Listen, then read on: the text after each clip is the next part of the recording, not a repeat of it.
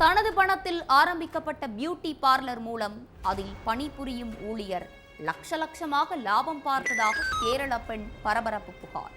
தன்னை திருமணம் செய்து கொள்வதாக 2 ஆண்டுகள் குடும்பம் நடத்திவிட்டு ஸ்பாவில் பணிபுரிந்து வரும் வேறொரு பெண்ணுடன் திருமணம். ஹெவன்ஸ் ஹெர்பல் ஸ்பா என்ற பெயரில் இளம் பெண்களை வைத்து பாலியல் தொழில். கேரள பெண்ணின் குற்றச்சாட்டுகள் அனைத்தும் உண்மைதானா? கேரள பெண்ணை ஏமாற்றிய நபர் மீது நடவடிக்கை எடுக்கப்பட்டதா? பின்னணி என்ன?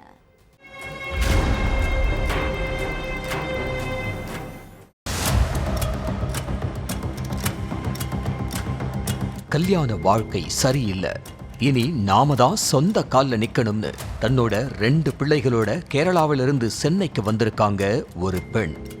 சென்னை அடையாறுல ஒரு சலூன் வாடகைக்கு இருக்கிறதா OLXல விளம்பரத்தை பார்த்த அந்த பெண் நேரா அங்க போய் விசாரிச்சிருக்காங்க. அப்போ சலூன்ல ராஜேஷ்ங்கிற நபர் வேலை பார்த்துட்டு இருந்திருக்காரு. கடை ஓனர் சுரேஷ்ங்கிறவரை அறிமுகம் பண்ணி வச்சிருக்காரு ராஜேஷ்.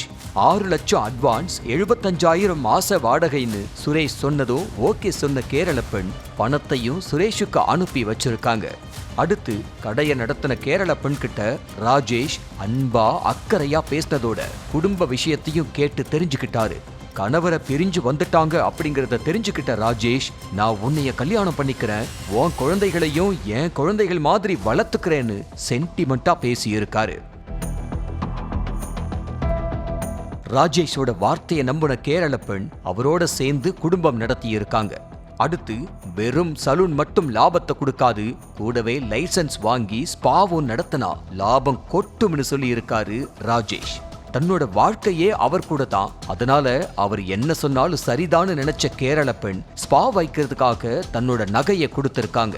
அது மட்டும் இல்லாம ஸ்பா பியூட்டி பார்லருக்கு வரக்கூடிய கஸ்டமர்கள் ஜிபே கூகுள் பே மூலமா அனுப்புற பணமும் ராஜேஷோட அக்கவுண்ட்டுக்கு தான் போயிருக்கு. இது ஒரு புறம் இருக்க, கேரள பெண்ணு தன்னோட அப்பா அம்மா கிட்ட காட்டி திருமணத்துக்கு சம்மதமும் வாங்கியிருக்காரு ராஜேஷ். அத்தோட ராஜேஷோட அம்மா அப்பாவுக்கு ஒரு வாரிசு வேணும் அப்படிங்கிறதுக்காகவே ஏற்கனவே செஞ்ச குடும்ப கட்டுப்பாடு ஆபரேஷனையும் மாத்தி பண்ணியிருக்காங்க கேரள பெண்.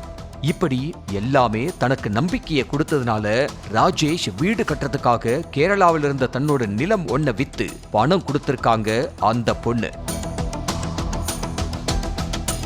வீடு கட்டி முடிச்ச பிறகு தன்னோட கேரக்டரையே மாத்தின ராஜேஷும் அவங்க பெற்றோரும் சாதி ஒத்து வராது, மதம் ஒத்து வராதுன்னு சாக்கு போக்கு சொல்லி இருக்காங்க. அதனால அதிர்ச்சியான கேரள பெண் தன்னை கல்யாணம் பண்ணிக்க முடியாதுன்னா இதுவரைக்கும் நான் கொடுத்த பணம், நகைய அடகு வச்சு கொடுத்த பணம், நிலம் வித்து கொடுத்த பணம்னு எல்லாத்தையுமே திரும்ப தரணும்னு கேட்டிருக்காங்க. அதெல்லாம் தர முடியாது, உன்னால முடிஞ்சதை பார்த்துக்கோன்னு சொன்ன ராஜேஷ் ஸ்பாவ்ல வேலை பார்க்கிற வேற ஒரு பொண்ணை கல்யாணம் பண்ணிக்கிட்டதா தெரியுது.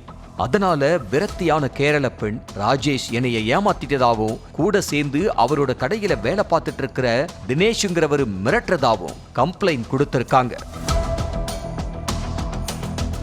தன்னோட பணம், வாழ்க்கைன்னு எல்லாத்தையுமே இழந்து நிக்கிறதுக்கு காரணமான ராஜேஷ் மேல நடவடிக்கை எடுக்கணும்னு கோரிக்கை விடுத்திருக்கிற கேரள பெண் ஸ்பாங்கிற பெயர்ல நிறைய இளம் பெண்களை வச்சு பாலியல் தொழில் நடத்துறதாவும் புகார் சொல்லி இருக்காங்க.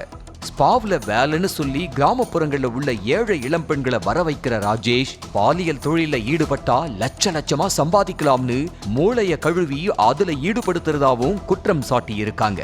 அது மட்டும் இல்லாம தன்னோட பணத்தை கேட்டதுக்கு பாலியல் தொழில் செஞ்சு சம்பாதிச்சுக்கோ, நானே கிளைண்ட்டை ஏற்பாடு செய்யறேன்னு ராஜேஷ் கீழ்த்தரமா பேசுறதாவும் சொல்லி இருக்காங்க கேரள பெண். இப்படி பல குற்றச்சாட்டுகளை வைத்துள்ள கேரள பெண்ணோட புகாரை போலீஸ் விசாரிச்சுக்கிட்டு இருக்காங்க. முழுமையான விசாரணை முடிஞ்சாதான் குற்றச்சாட்டுகளுக்கு விடை கிடைக்கும்.